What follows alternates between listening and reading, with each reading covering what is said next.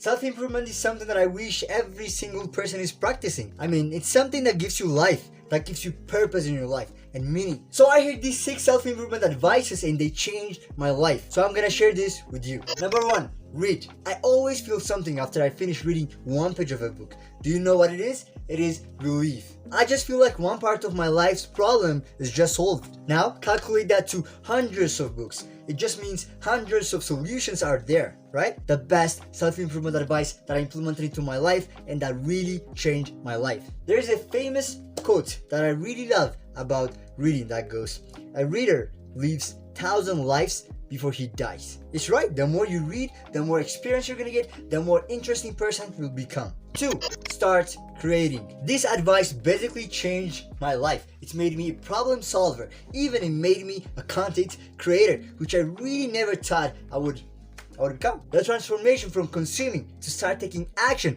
and to actually start implementing the things that I read from books to my daily life is great, man. Plus, when you start creating, it just means you have purpose in life. You want something to grow in your life. Maybe it's your status, maybe it's money, your business, maybe it's audience. Speaking of audience, I want to grow my audience on this channel. So if you want to learn about fitness, mindset, about confidence, about self-improvement, I mean anything that is related with self-help, I want you to join me with my journey, and I really appreciate that. Getting back to what I was talking about, actually creating more or create more, this advice really changed my life to just have something that I'm gonna die for.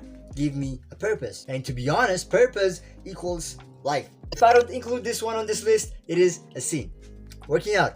Again, it's like the create more advice. It gave me purpose in life. I just want something to grow, which is my body. I just want seeing the numbers progress with my routines and with my regimens, the weights or my physical ability. Seeing that grow every single time, it just gives some sort of satisfaction in your life.